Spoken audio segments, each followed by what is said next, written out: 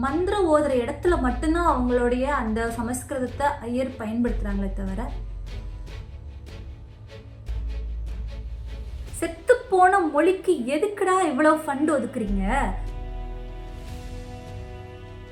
சடங்குக்காக பயன்படுத்தக்கூடிய ஒரு மொழிக்கு 2400 கோடி எதுக்குடா செலவு பண்றீங்க? இதுல மந்த புத்திக்காரர் யாரு? தமிழ் பல்கலைக்கழகம் இன்னும் நிறைய ஓபன் பண்ணுங்க, ஃபண்டு வரும் அப்படின்னு சொல்றாங்க. யார் சொல்றா? அந்த மந்த புத்திக்காரர் கூட இருக்கிற அண்ணாமலை அண்ணா சொல்றாரு. பெண்கள் பேசக்கூடாதுன்னு சொல்ற ஒரு விஷயம் தான் சமஸ்கிருதம்.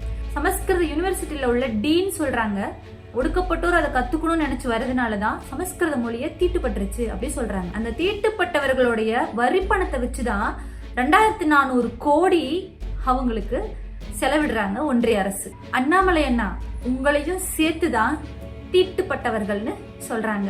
உங்களுக்கு அது கோபம் வரல?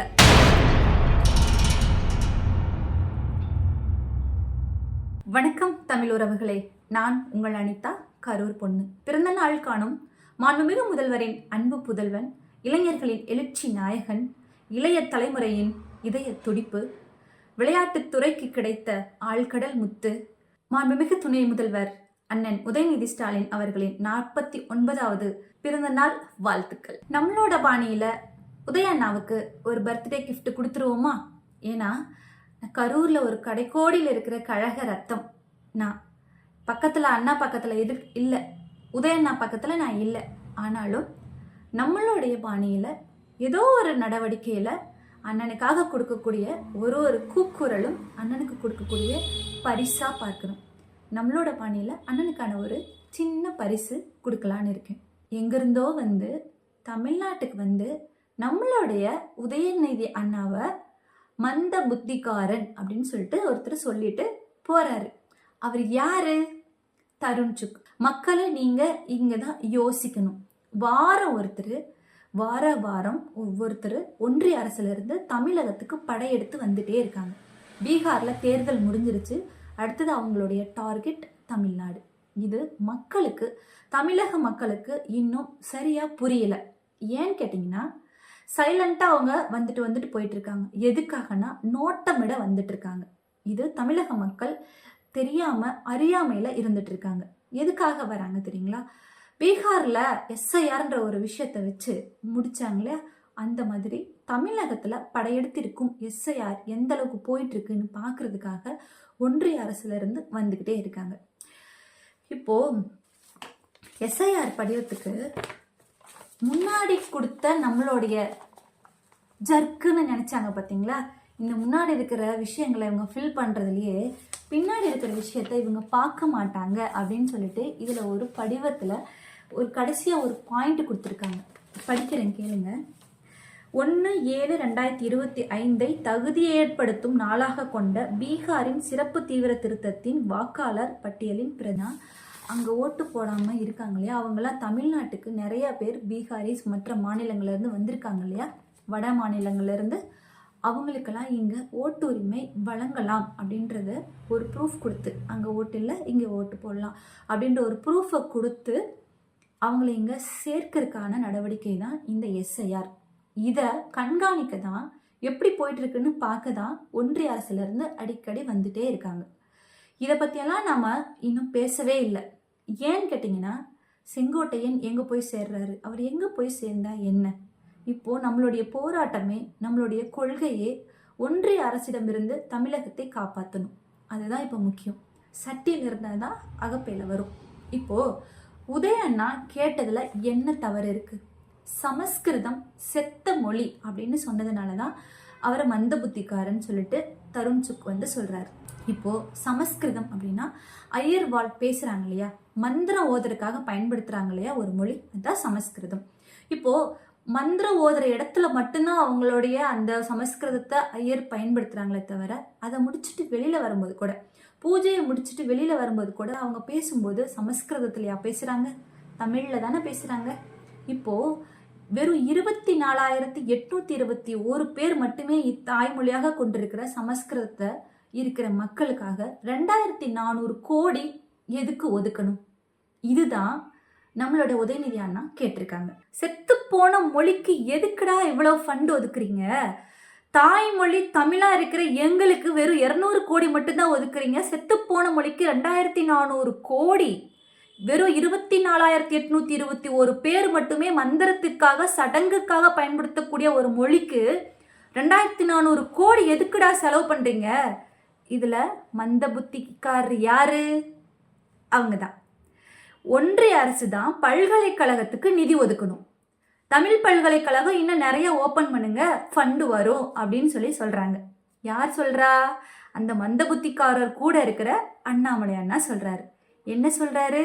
பல்கலைக்கழகங்கள் தமிழ் பல்கலைக்கழகங்கள் நிறைய ஓப்பன் பண்ணுங்க, அதுக்கு நாங்கள் ஃபண்டு தரோம். அந்த ஓப்பன் பண்ணுறதே ஒன்றிய அரசு தானே பண்ணணும். பார்ப்பனர் அல்லாத பெண்கள் மட்டும் இல்லை, ஆண்களும் சரி, பார்ப்பனர் குடும்பத்திலேயே பெண்கள் பேசக்கூடாதுன்னு சொல்கிற ஒரு விஷயம்தான் சமஸ்கிருதம். சமஸ்கிருத மொழி அவங்களுடைய தொழிலுக்காக மட்டுமே பயன்படுத்தக்கூடிய மொழிக்காக இவ்வளவு செலவு பண்ணுறீங்களே அப்படின்றதுக்காக தான். அதாவது சமஸ்கிருத மொழி பேசாமல் இருக்கிறவங்க எல்லாருமே பேசினாங்கனாலே மொழி தீட்டாயிட்டுருமா. கேரளாவில் சமஸ்கிருத யூனிவர்சிட்டியில் உள்ள டீன் சொல்கிறாங்க, ஒடுக்கப்பட்டோர் அதை கற்றுக்கணும்னு நினச்சி வரதுனால தான் சமஸ்கிருத மொழியை தீட்டுப்பட்டுருச்சு அப்படி சொல்கிறாங்க. மற்ற எல்லாத்தையும் சமஸ்கிருதம் பேசுறதை தவிர மற்ற அனைவரையுமே தீட்டுப்பட்டவர்கள் என்று சொல்கிறாங்க. அந்த தீட்டுப்பட்டவர்களுடைய வரி பணத்தை வச்சு தான் 2400 கோடி அவங்களுக்கு செலவிடுறாங்க ஒன்றிய அரசு. அண்ணாமலை அண்ணா உங்களையும் சேர்த்து தான் தீட்டுப்பட்டவர்கள்னு சொல்கிறாங்க. உங்களுக்கு அது கோபம் வரல, ஏன்னா நீங்களாம் ஒன்றிய அரசோட அடிமைகள், அதனால கோபம் வரல. எங்களுக்கு ரோசம் இருக்கு, அதனால கோபம் வருது. திருப்பி கேட்போம், நீங்க உதயநிதி அண்ணாவை உங்க கூட வந்த ஒரு மந்த புத்திக்காரர் தருண் சுக் சொல்றாரு, நீங்க எல்லாரும் தான், அதாவது கையவே வச்சு உங்க கண்ணை குத்துறாங்க அப்படின்றது உங்களுக்கு இப்ப புரியாது. எப்போ ஒன்றிய அரசுல 5 முறை ஒரே தலைவர் 5 முறை ஆட்சி அமைக்கிறாங்கன்னா அது சரியான ஜனநாயகமான ஆட்சியான்னு நீங்களும் யோசிக்கணும். மிஸ்டர் மந்த புத்திக்காரரே, பார்த்துக்கோங்க. உங்கள் கையவே வச்சு உங்கள் கண்ணை குத்த போகிறாங்க. தமிழக மக்கள் எல்லாரும் முட்டாள்கள் கிடையவே கிடையாது. ஏன்னா தமிழ்நாட்டில் உள்ள மக்களுக்கு தெரியும், எந்த ஒரு இடத்திலாவது 5 முறை ஒரே தலைவன் ஆட்சி அமைக்க முடியுமா? அந்த அளவுக்கு கடவுளா என்ன மோடிஜி? மக்களுடைய வாக்கை திருடுவதுதான் அவங்களுடைய குறிக்கோளாக இருக்கு. மக்களே, புரிந்து செயல்படுங்கள். SIR படிவத்தை முக்கியத்துவம் கொடுத்து அதற்கான உங்கள் நேரத்தை அதில் செலவிடுங்கள். வாக்குரிமை காக்கப்பட வேண்டும். இதுதான் நமது திராவிட முன்னேற்ற கழகத்தின் கொள்கையாக இருக்கு. திமுக ஆதரவாளர்கள் தான் இன்னைக்கு ஓடி SIR படிவத்தை பூர்த்தி செய்து கொடுத்து கொண்டு இருக்கிறார்கள். நாம ஒரு பக்கம் படிவத்தை பூர்த்தி செய்து கொடுத்தாக வேண்டிய கட்டாயத்தில் இருக்கும். ஏன்னா எதிர்ப்பு தெரிவிக்கிறோம் தான்.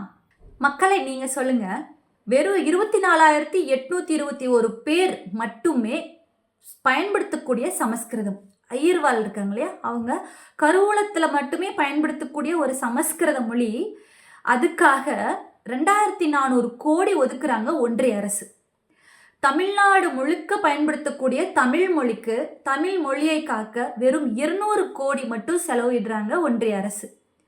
இதை கேட்டதுக்கு, செத்துப்போன மொழிக்கு சமஸ்கிருதத்துக்கு எதுக்குடா 2400 கோடி ஒதுக்குறீங்க அப்படின்னு கேட்ட நம்மளுடைய இளம் தலைவர் உதயநிதி அண்ணாவை மந்த புத்திக்காரர்னு தருண் சுக் சொல்றார். இப்போ நம்ம என்ன கேட்குறோம்?